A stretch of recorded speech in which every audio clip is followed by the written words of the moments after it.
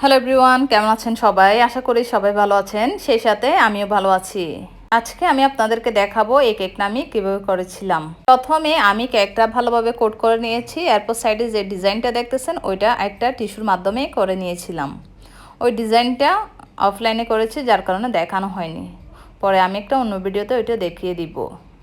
এরপর আমি দুইটা স্টার নজলে দুই কালারের ক্রিম নিয়েছি। নিয়ে আপনারা দেখতেছেন ইয়েলো কালার 3টা ফ্লাওয়ার, তারপর পিঙ্কটা একটা, এভাবে করেই দিচ্ছি। কাস্টমার আমাকে এই ডিজাইনটাই দিয়েছিল, সেজন্য আমি এই ডিজাইনটাই করতেছি। রেফারেন্স পিকচার পুরোটা এই ধরনেরই ছিল। এই কেকটা আমি আগে আরও 2বার করেছিলাম, তখন ভিডিও করা হয়নি, কিন্তু ছবিগুলো আপনারা দেখবেন আমার পেজে। তবে আগের কেকগুলো এত সুন্দর হয়নি। তার মূল কারণটা হচ্ছে আগের কেক দুটোটা হাইট ছিল না। যেহেতু কেকের ডিজাইন উপরে অনেকগুলো ফ্লাওয়ার বসবে, সেহেতু কেকের ডিজাইনটা যদি হাইট কেক না হয় তাহলে ভালো লাগে না। এই ডিজাইনটা মূলত হাইট কেকে বেশি ফোটে। আপনারা দেখেই বুঝতে পারতেছেন এটা কত বেশি সুন্দর লাগতেছে, কারণ উপরে যেহেতু এতগুলো ফ্লাওয়ার হচ্ছে, নিচে একটা গ্যাপ আছে অনেক বেশি, ওই জন্য। আর আপনারা এর মধ্যে আমার পাইপিং ব্যাগগুলোর অবস্থা দেখতেছেন, এগুলো কোন ধরনের। এটা আমি একবারে ইউজ করতেছি, তার মধ্যে দেখতেছেন পেটে অনেকটা ক্রিম বের হয়ে যাচ্ছে। এটা নিয়ে আমি অনেক বেশি ঝামেলা ফেস করছিলাম। আসলে আগের পাইপিং ব্যাগগুলো আসলে অনেক বেশি ভালো হতো, ওখানে এই ধরনের প্রবলেমগুলো হতো না।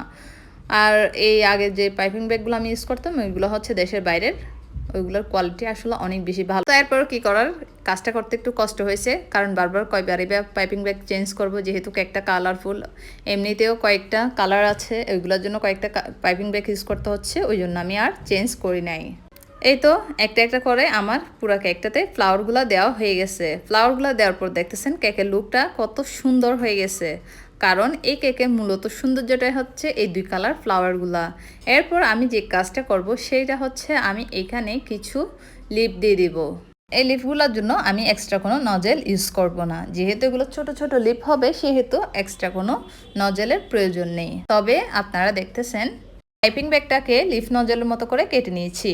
তার কারণ হচ্ছে আমি যদি এটাকে পাইপিং ব্যাগটাকে লিফ নজলের মতো না কাটি, এই লিফগুলো এত সুন্দর হবে না। এটা আমি 2 পাশ থেকে 2টা ঢেউ শেপে কেটে নিয়েছি। আপনারা একটু খেয়াল করলে আপনারা পাইপিং ব্যাগের মুখটা ভালোভাবে দেখতে পাবেন। তবে সবগুলা দেখতেছেন আমি সমান সাইজের করে দেওয়ার চেষ্টা করতেছি। এখানে যদি বেশি বড় সাইজের লিপ বা বেশি ছোট হয়ে যায় তখন দেখতে খারাপ লাগবে। এটা বেশি বড়ও না আবার বেশি ছোটও না, তবে সবগুলা চেষ্টা করবেন যাতে একটু সমান হয়। তবে আপনারা অনেকেই জিজ্ঞেস করেন এই গ্রিন কালারটা আমি কিভাবে করি।